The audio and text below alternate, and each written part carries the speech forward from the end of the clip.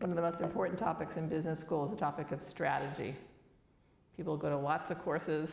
They need to come out with a fundamental understanding of strategy, how to lead strategy, how to create strategy. It's important for every company to have a strategy, and I'm sure you've all been in lots of meetings that deal with the topic of what the strategy is going to be for the hospital. But I think people often misunderstand or don't know that strategy is not an end point. It's not our 5-year goals reached. It's not our mission statement. Strategy is a daily process that leads to those things. So strategy is formed in everyday decisions. Strategy is formed through a combination of things. A very deliberate strategy, the goals you know you want to pursue, the things you have on your 5-year agenda, but also being open to unanticipated opportunities. And it's like a DNA strand. It will twist and turn through a company's entire life cycle. There's academic research that says 90% of companies that you consider to be successful now have a very different strategy than the one they thought they were going to start with and take to the end. Companies have to be aware that unanticipated opportunities may be good reasons to change their strategy. So those two things work together. And that's especially true for people to realize too. Strategy in our lives isn't any different.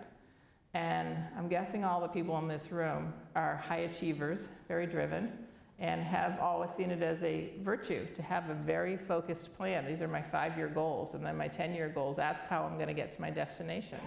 Now, that's a perfectly good thing to do in certain circumstances, but you can't do that at the exclusion of unanticipated opportunities arising in your life that may take you down a different path. I was speaking to Deborah last night about how she ended up becoming a CEO. And I think her story is a classic one of being open to unanticipated opportunities. So many things presented themselves to her.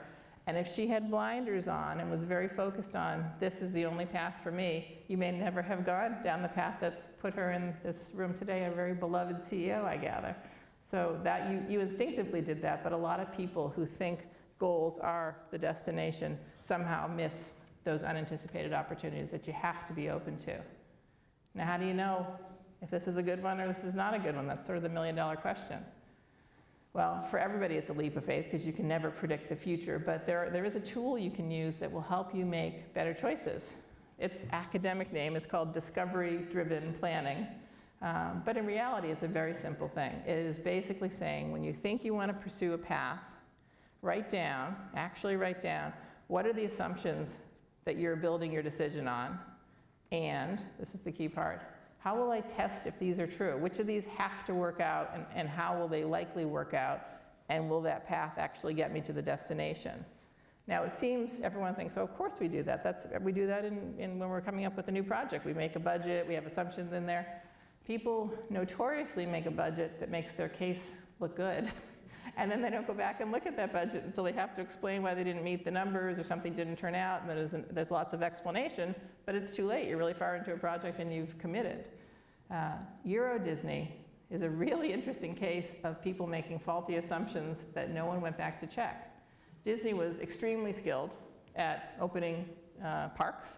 They knew exactly what they were doing, so who could doubt anything that Disney was going to do? They'd been successful in America, I think Tokyo at that point as well. Euro Disney was a no-brainer. Well, when Euro Disney opened, immediately their revenue projections just fell off the map. They were about a third of what they had predicted was going to happen. And nobody could figure out, why is it going so badly?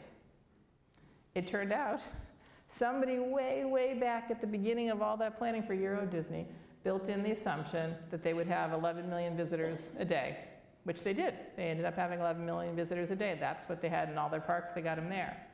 But they had never stopped to think, well, in the other Disneys, people stay for 3 days because we have 45 rides.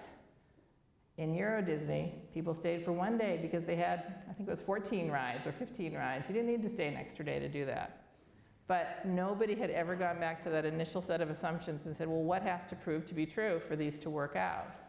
So it's an incredibly powerful tool to hold yourself accountable for the assumptions you're baking into your thinking. And you can do it as a person too, in terms of making strategy choices. What has to prove to be true for it to make sense for me to take this new position, or for me to add these responsibilities? Really think about all the assumptions that you're baking into your vision of what success is, and then test it and put little tests in along the way to make sure you're on track.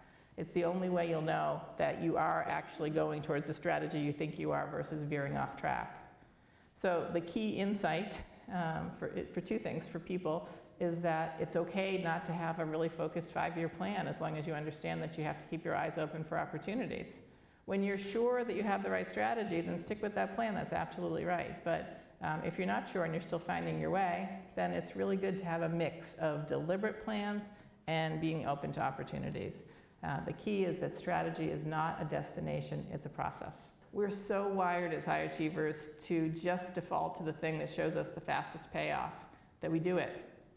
It's easier to spend a discretionary hour at the end of the day finishing a report, that feels good. Getting your expense account done, that feels good. Finishing a proposal, responding to 10 emails, those are all achievements that feel good. You have something to show for it.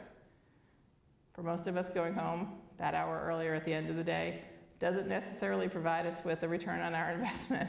You know, our kids may or may not be grumpy that day. Our spouse may or may not be any different than they were the day before.